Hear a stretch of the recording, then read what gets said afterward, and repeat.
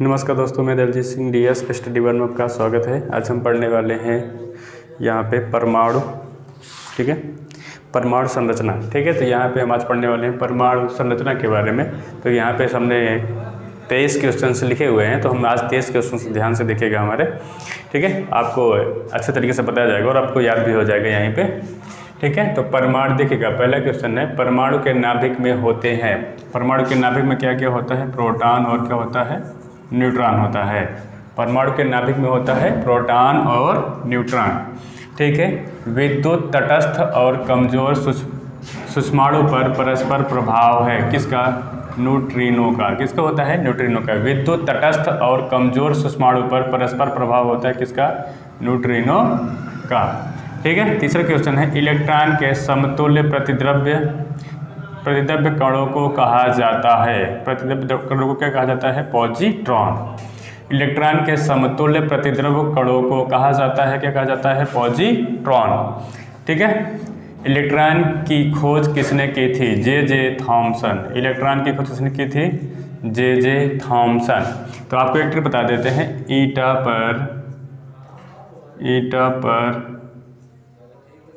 नाचे। तो देखिए इसे क्या होता है? इलेक्ट्रॉन होता है, क्या होता है? इलेक्ट्रॉन। और टा से थॉमसन, पा से क्या होता है? प्रोटॉन। और रा से क्या होता है? रदरफोर्ड, ठीक है। क्या होता है? रदरफोर्ड। ना से क्या होता है? न्यूट्रॉन, ठीक है। क्या होता है ना से? न्यूट्रॉन। जैसे चैडविक, मतलब यहाँ पे क्या होता है? ई से इलेक्ट्रॉन, टॉ से थॉमसन, पा से प्रोटॉन और र से रदरफोर्ड, ना से न्यूट्रॉन और चे से चैडविक। मतलब ईटा पर नाचे, ये आपका ट्रिक हो जाएगा। तो इसमें इलेक्ट्रॉन, प्रोटॉन और न्यूट्रॉन के खोजकर्ता और उसके नाम आपको अच्छे तरीके से याद हो जाएगा। याद हो गया होगा? ईटा पर नाचे तो इलेक्ट्रॉन, थॉमसन, पा से प्रोटॉन, र से रदरफोर्ड, ना से न्यूट्रॉन, चे से चैडविक, ठीक है। इलेक्ट्रॉन के खोजकर्ता कौन है? थॉमसन। प्रोटॉन के खोजकर्ता कौन है? रदरफोर्ड। और न्यूट्रॉन के खोजकर्ता कौन है? चैडविक, ठीक। आपको इतना समझ आ गया होगा। तो आइए देखते हैं क्वेश्चन नंबर 5। किन कणों में सकारात्मक आवेश होता है? किसमें? प्रोटॉन में कौन सा कण होता है? सकारात्मक आवेश होता है, ठीक है। उन उप परमाणु कणों में समान उप परमाणु कणों से विपरीत गुण होते हैं, जिन्हें किस नाम से जाना जाता है? तो इसे क्या कहते हैं? प्रतिकण। जब क्या होता है, उप परमाणु और आपका परमाणु दोनों एक दूसरे के क्या होते हैं? विपरीत होते हैं, तो उन्हें क्या कहा जाता है? प्रतिकण कहा जाता है, ठीक है। जब वो परमाणु और परमाणु दोनों एक दूसरे के क्या हो जाएंगे? विपरीत हो जाएंगे, मतलब इस तरफ क्या हो जाए? उप परमाणु, और दूसरी तरफ क्या हो जाए? परमाणु हो जाए, तो इसे क्या कहेंगे हम? प्रतिकण कहते हैं। क्या कहते हैं? एक दूसरे के जैसे ही विपरीत हो जाएंगे तो उसे क्या कहा जाएगा? प्रतिकण, ठीक है। क्वेश्चन नंबर 7 है, शब्द परमाणु को किसने खोजा था? शब्द परमाणु को डेमोक्रिटस, किसने खोजा था? डेमोक्रिटस ने खोजा था, ठीक है। शब्द परमाणु को डेमोक्रिटस ने खोजा था। आपका हो गया 7। 8वां क्वेश्चन है, एक इलेक्ट्रॉन में धनात्मक आवेश होता है। एक इलेक्ट्रॉन में धनात्मक आवेश होता है 1.6 × 10⁻⁻⁻19 C, ठीक है। और यहाँ पे न्यूट्रॉन, अगला क्वेश्चन है, न्यूट्रॉन के अलावा सभी परमाणुओं के नाभिक में मौजूद होता है। सभी के नाभिक में कौन मौजूद होता है? Electron, hydrogen. कौन होता है? हाइड्रोजन। सभी के नाभिक में क्या होता है? हाइड्रोजन मौजूद होता है। किसके? न्यूट्रॉन के अलावा सभी परमाणुओं के नाभिक में कौन मौजूद होता है? हाइड्रोजन, ठीक है। आप याद रखेंगे, ये आपके लिए काफ़ी इंपॉर्टेंट है, ये कई बार पेपर्स में पूछ चुका है, ठीक। आइए देखते हैं क्वेश्चन नंबर 10। कौन सा परमाणु का उप परमाणु कण नहीं है? तो जिनान का कोई उप परमाणु कण नहीं होता है। किसका? जिनान का कोई उप परमाणु कण नहीं होता है, अब यहाँ पे प्रोटॉन में क्वेश्चन है, प्रोटॉन में धनात्मक आवेश होता है, प्रोटॉन में धनात्मक आवेश होता है 1.6 × 10⁻19 C के बराबर होता है। किसके? प्रोटॉन के धनात्मक आवेश कितना होता है 1.6 × 10⁻19 C। ठीक है। कैथोड किरण प्रयोग पहली बार किसके द्वारा किया गया था? कैथोड किरण का प्रयोग पहली बार किसके द्वारा? जे थॉमसन ने सबसे पहले इसका प्रयोग किया था। कैथोड कणों का प्रयोग सबसे पहले कौन किया था? जे थॉमसन ने किया था। ठीक है। क्वेश्चन नंबर 13 है, रदरफोर्ड परमाणु मॉडल का वर्णन नहीं करता है। परमाणु के स्थायित्व क्या होता है? परमाणु के स्थायित्व रदरफोर्ड मॉडल का वर्णन नहीं करता है। कौन? परमाणु के स्थायित्व। ठीक है। क्वेश्चन नंबर 14 है, रदरफोर्ड के अल्फा कणों के प्रति कण के प्रयोग का परिणाम स्वरूप किसका खोज हुआ? किसका? परमाणु के नाभिक का। किसका खोज हुआ? परमाणु के नाभिक का। फिर से बात देखिएगा, रदरफोर्ड के अल्फा कणों के प्रकीर्णन के प्रयोग का परिणाम किसकी खोज हुई?